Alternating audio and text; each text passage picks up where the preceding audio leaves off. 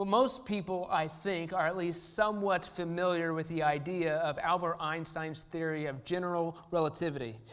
Now, I can't necessarily talk too much about it, and you probably can't as well, but there's certain concepts that come from his theory, and one of those talks about black holes and what black holes represent.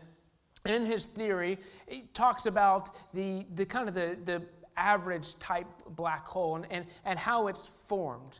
And what happens is a star basically dies and collapses on itself. And the black hole forms because the gravitational force from all of the mass and the matter that is consumed in that collapse becomes so great that nothing can escape.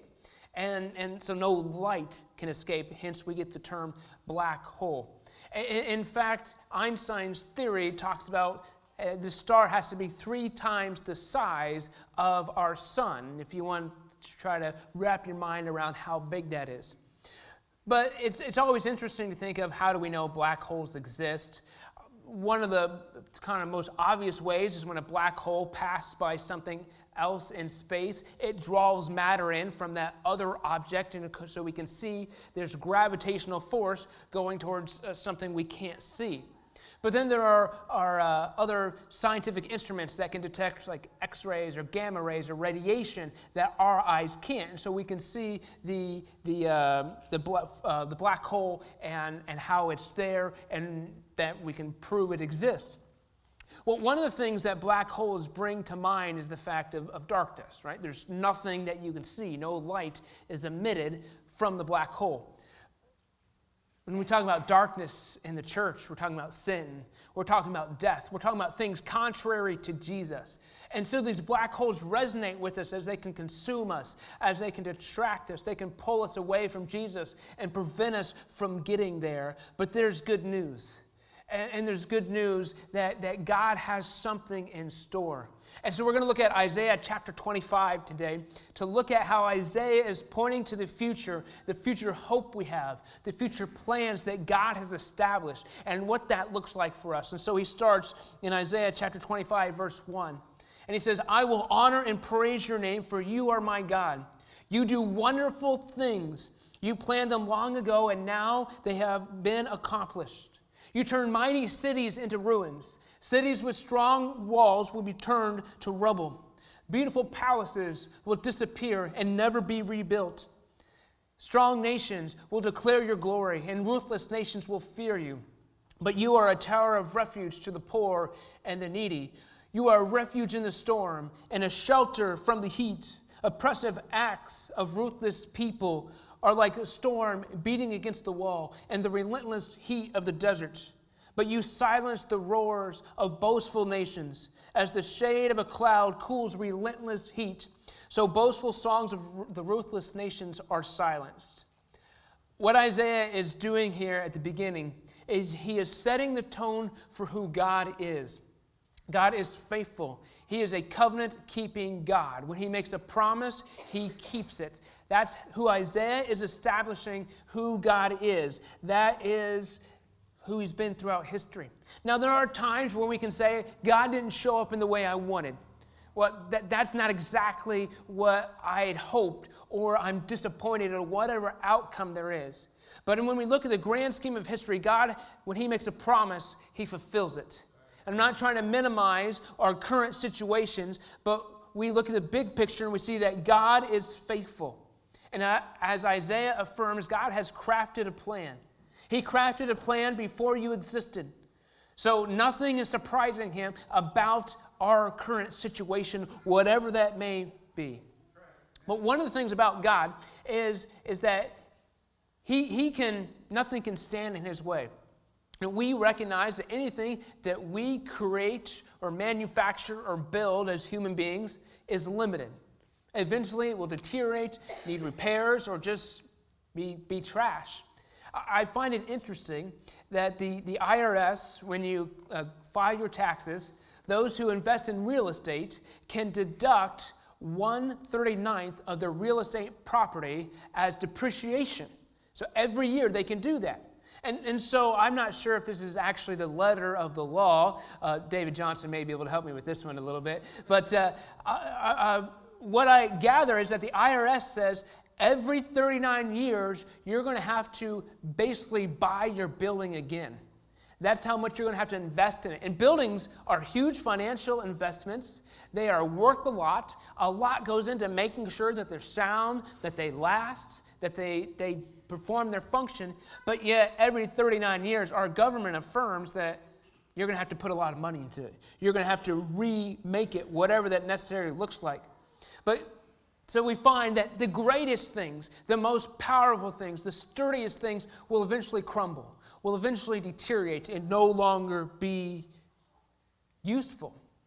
Now, we recognize the way that war works now is a little different than it did in Isaiah's time. In Isaiah's time, if one nation was attacking another nation, the nation that was getting attacked fled into their walled cities and was a somewhat protective measure.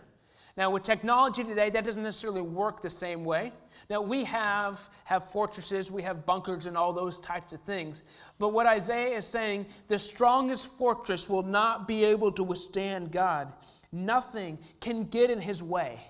And that's important for us to recognize because we can get so caught up in our current situations and so disappointed in what's not happening that we can forget, hey, God can still handle this.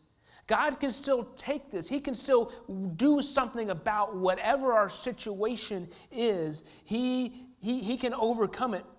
There's nothing can stop God's advance. And so what would happen is when a nation would conquer another nation, the conquering nation would go into the fortified cities of the defeated nation and destroy the walls. Basically make it so the defeated nation could not withstand against them. Couldn't mount a defense, couldn't go hide in their fortress and cause any more problems.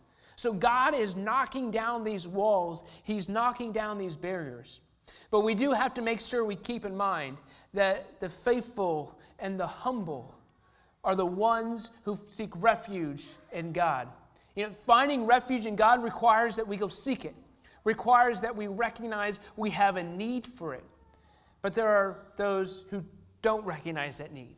And maybe they're arrogant, maybe they're ignorant, whatever that may be. Maybe they just say, God, I don't need you. I've got it taken care of right now. They don't seek refuge in God. So Isaiah is talking about our spiritual health. He's talking about the things in our life that could potentially pull us away from who God is. He's talking about making sure we are right with God. We recognize our need for him and we go to him.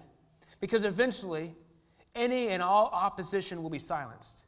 God will eventually come and make things right. And we refer to that as the day of the Lord. The Old Testament typically talks about the day of the Lord. And you probably get more connotations of Armageddon type things when we talk about day of the Lord. It's not a phrase we use very often. But it's basically when God is going to come and he's going to make things right. He's going to remove all the sickness, all the pain, all the sorrows, all the suffering. We're talking about the day of the Lord when things are made how they are supposed to be. Things are made and restored to how sin was. Now, I want to come back to black holes for just a moment. One of the things about black holes is the size of them. And most of the object in space, the size is really hard for us to comprehend. When we think of a black hole, I think that the most common one that we think of would be classified as a stellar black hole. Now, a stellar black hole is about 20 times the size of our sun. It's the most common, most prevalent ones in our universe, according to the astronomers and their theories. But it's a very large object that just consumes our world. On one end of the spectrum, we have what are called supermassive black holes. And these are black holes that are 1 million times bigger than our sun. Again, we're getting into the realm of hard to fathom and comprehend. But one of the theories about the supermassive black holes is that every galaxy has a supermassive black hole in its center. And so our galaxy is the Milky Way galaxy. So the center of our galaxy, the black hole, is called Sagittarius A. And so the whole galaxy revolves around that one supermassive black hole. On the other side of the spectrum, there are theories that say black holes can be as small as a single atom. When I first came across this, I thought that was a little strange. It just seemed a little weird for me to think through of how that could actually happen. But when you think of an atom, a very small thing to say the least, but these black holes that are the size of the atom, the theories state that they are consumed with as much mass or more mass than the biggest mountain on Earth. That's how much mass is packed into a very tight space. So that's how the gravitational pull is so strong that it pulls a whole mountain to the size of a single atom. That's the power of black holes. That's what's happening within them. Now, as I think about these black holes, I think those three types of black holes represent most people. And the stellar black holes are probably the most common, at least in our country today. And they're common because they're people walking around that, if there was a box to say, are you a Christian or not, they would check the Christian box. But they probably aren't. They probably aren't doing anything that's actually associating with Jesus. They say, I like the idea of God or the idea of Jesus, so Christianity is what I will check. But I think that this can also represent those who, they're kind of peripheral part of what Jesus is doing. They come to church, they participate maybe a little bit, but Jesus really hasn't changed their lives. The supermassive black holes represent those who just are completely contrary to Jesus. Now these don't have to be morally bad people. These can be high contributors to society. These can be people who are good, but they just don't have Jesus. Maybe they've never heard about Jesus and are just living life the best way they think. Or maybe they've heard about Jesus but say, that's not for me, and so they're doing other things. They're just completely contrary to Jesus. Again, not necessarily morally bad. They can be morally bad, but not necessarily. Then on the small side, the atom-sized black hole, I think this is actually the most dangerous one. Because I think what happens is if we don't take care of the atom black hole in our lives, it affects everything about the mission of the church and our effectiveness in ministering for Jesus Christ. Because I feel that represents those, they love Jesus. They're trying to do everything they can to do Jesus, but they're still in darkness and they just can't get rid of. And when you think of an atom-sized black hole that has a whole mountain inside of it, we got a little sin in our lives. It's pulling everything in. It's pulling everything away from Jesus. And so we're trying, but we can't get out. We can't overcome this. Regardless of where we are and which black hole we are in, we can't get out ourselves. But Isaiah is bringing good news because he's talking about the future. He's talking about the day of the Lord. And he says that there will come a day in Jerusalem when the Lord will spread a wonderful feast for all the people of the world. It will be a delicious banquet with choice food and wine. There he will remove the cloud of darkness and shadow of death that hangs over the earth. He will swallow up death forever. The Lord will wipe away all tears. He will remove all insult and mockery from his land and his people. The Lord has spoken. And in that day, the people will proclaim, "This is our God. We trusted him, and he saved it. This is the Lord in whom we trusted. Let us rejoice in the salvation he brings." Now, this passage is one of the passages we get when we talking about the banquet that heaven will be like and what the final culmination of celebration will be. And as people, we like to eat food, we like to gather together, and there's going to be a glorious feast with Jesus. And it's going to be a time of celebration of everything is made right. Now the Jews had a concept. They thought when the Messiah would come, he was going to come and establish Israel as a world power again. The nation of Israel would rise from the ashes, and they'd have this great celebration with the Messiah at the head of the table. Well, Jesus, the Messiah, is going to be at the head of the table, but it's going to be different than what they necessarily anticipated. It's a future hope. It's something we are looking forward to. But we live in a world of darkness. And the darkness in the world casts a shadow over everything. And this is not necessarily that the world is morally bad or that the world is always doing things that are evil, but they're doing things about Jesus. And anything without Jesus is darkness. Anything without Jesus is moving away from the calling he has given us. But there are people that have been deceived. In fact, there are followers of Jesus who have been deceived. In Revelation chapter 12, verse 4, commentators talk about how this implies Satan actually deceived 1/3 of all the angels in heaven to follow him. And if the angels can be deceived like that, we need to make sure that we're humble. We need to make sure that we stay centered and we don't get arrogant or ahead of ourselves, because in the day of the Lord, God is going to come and he's going to purify the heavens and the earth. Now what's happening here is we recognize what Isaiah is talking about because we see it through the lens of the cross and the resurrection of Jesus. See, Jesus came, he was God in flesh, and he came and he lived and he ministered in the world. He died on the cross to carry our sins, and he died. He was buried, but he rose on Sunday and he ascended into heaven, and we are waiting, we're celebrating the fact that he rose. When he rose, it wasn't just a, hey, we're going to continue doing what we've been doing. It was a resurrection to say that death has been defeated. He swallowed it up. He took it, and he said, no longer does this have to be our reality. And so we are excited about that, but we're also looking forward to his return. Because after he rose, he ascended into heaven. But he's going to come back, and when he comes back, that's when there's going to be no more sickness, no more pain, no more sorrow. It's going to be a rejoicing time. But this concept of death is important for us to unpack just a little bit. The area where Isaiah lived, the Canaanites were prevalent around there in the Palestine Promised Land area. And they had some mythology that I think is pertinent to what Isaiah is talking about. From their mythology, I'd say a lot of people may recognize the term Baal. That's the most common Canaanite god that is discussed in the Old Testament, Baal. But there's also another god called Mot, M-O-T. Baal is the god of fertility, of growth, of life. Mot, on the other hand, is the god of death. And so every year, Mot would go and he would swallow up life and things would die.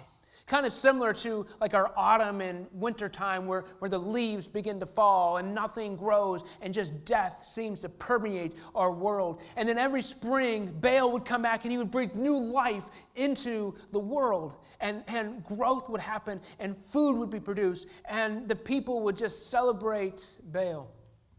But there was this constant battle between Baal and Mot, a constant struggle, and it was a cyclical thing. So every year death would come, and every year they would pray for life to come back, and it would be life to death, life to death, life to death.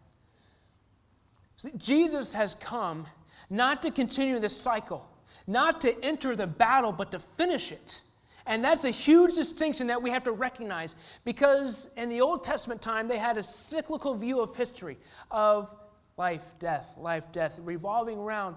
Jesus has changed that, so no longer does death have to be part of the equation, because he has eliminated it, he has swallowed it, he has consumed it and said, no longer is this your reality, we just have life. So we are moving to a future hope in Jesus Christ when he returns and makes all of this come to fruition. That's what we're longing for. But we're not just twiddling our thumbs. We're not just sitting here waiting. See, Jesus has won. He has won the victory. Death was swallowed up through Jesus' death and his resurrection. He has broken Satan's hold over us. He has broken anything that can hold us down. As I said, we're not just twiddling our thumbs waiting for this to happen. We can begin to experience this victory, this triumph now. We live in a sinful world. We live in a world that's contrary to Jesus, and we recognize that. We don't belittle the world, we don't mock the world, but we tell the world there's something better. And so the church itself, our mission, we're called to impact the world with the love and message of Jesus Christ. You know what that means? That we, as followers of Jesus, are to be the intersection between heaven and earth for the world right now. We're to be the place where people say, that's what Jesus can do for me. Unfortunately, I don't know if we're always there. Now, we're not perfect. I'm not trying to say that we have to be perfect in everything we do. But I think sometimes we allow the darkness to creep into our lives. With black holes, there's this concept called the event horizon. And what it means is once you cross that, time is now different. See, those inside the black hole have a different time than those outside the black hole. And on some levels, we recognize we calculate time based on our revolutions around the sun and how quickly we rotate and all those types of things. And so when you take light out of the equation, it's hard for us to actually quantify time. But from those outside of the black hole, when I look at someone in the black hole, it looks as though time has stopped for them. Relative to me, those in the black hole are not experiencing time. And what I think is happening is there are many people who are consumed by the black holes in life, whether it's a supermassive black hole or a subatomic black hole. They're consumed by that black hole, and so to them, time has stopped because they are living in death. Here's where Jesus comes in. You can't escape that black hole. You can't get out of it yourself, no matter how big, no matter how small it is, but Jesus can save you from it. He can pull you out of it. And not only does he pull you out of it, he swallows up that black hole, so no longer will it ever have to bother you again. That's what he does, and that's why it's so important that we see this subatomic black hole in my life and say, Jesus, get rid of it. It's real easy to figure out the supermassive black hole. It's real easy to say, oh, that person's evil. That person's a sinner. That person's living contrary to Jesus. But if the church would figure out the black holes in its life, then the church would be on fire. The church would move the world closer to Jesus in a radical, transformative way. Easter is not for people who are outside of the church to be motivated. It's for the church to realize the tomb is empty, and that means something to me. It's to say, let's get going, let's do something. Because until we recognize this, until we recognize the black holes in our lives, Satan's got a hold on us.